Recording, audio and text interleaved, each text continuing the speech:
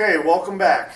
Here we are at video 7 of 9, the floor / disc sander.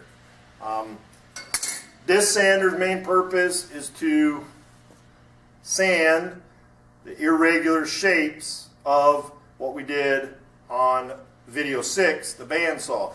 So I got my 2 legs here that I cut previous on the bandsaw.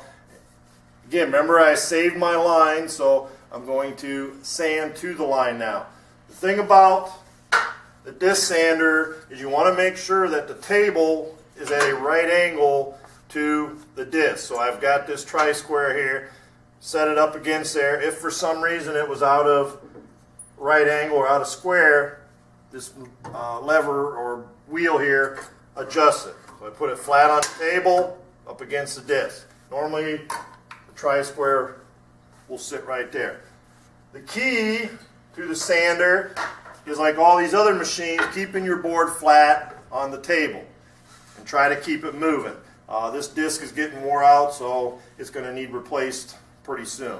And you want to keep your board moving. You don't want to put a lot of pressure into it. Maintain a 2-inch margin of safety.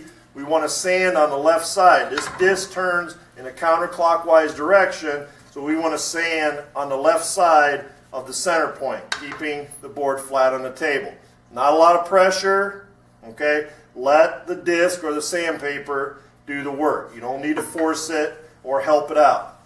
And you're going to sand it to the line, so get a nice even pressure. You don't want to go in and make quick, repetitive motion where you're going to put a flat spot on your board instead of a nice rounded end and edge. As far as that's pretty much it for your safety. You don't want to have any loose items, strings from sweatshirts or chains. Earbuds are not allowed, so don't have any earbuds. Could get caught in there. So that's pretty much it for the safety. Just keep your fingers 2 inches back, keep it flat. You don't want to have it up, shaping it like that. You want to keep it flat so you're getting right angles, nice even rounded contours. So I'm going to go through, do a quick demo, and then do a review. Safety glass again. The dust collector used to be tied into here, but it needs a little repair, so the dust collector is not attached at the moment. So turn it on, let it get up to full speed. Board flat. You can see I only have one finger holding it down, and my other hand is pivoting it. So again, not a lot of pressure. Just let it go from side to side or end to end, keeping it flat on the table. Watching your line. So I got one end sanded to the line. Flip it around.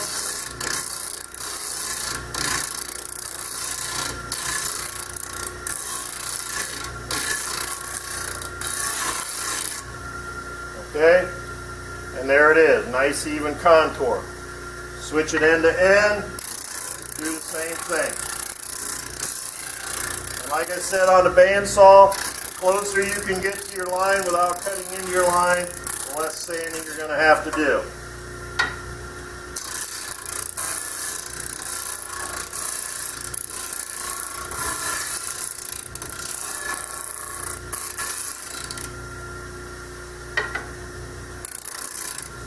Okay, so there's both ends of one of my legs. Shut it off. Takes a while for the disc sander to come to a complete stop, but as long as you push the stop button, it's off. You can walk away. Couple review things. Remember, 2-inch margin of safety. Keep the board flat on the table. Don't put a lot of pressure. No loose clothing hanging. Check to make sure it's at a right angle, and begin sanding. Try to stay on the left hand side. Sometimes, depending on the contour, you may need to sand on the right side, which is okay. It's just the sawdust will be lifted up into the face, so don't be sanding, leaning over top of it. You're going to get a face full of sawdust. So again, this is video 7 of 9, the floor sander / disc sander.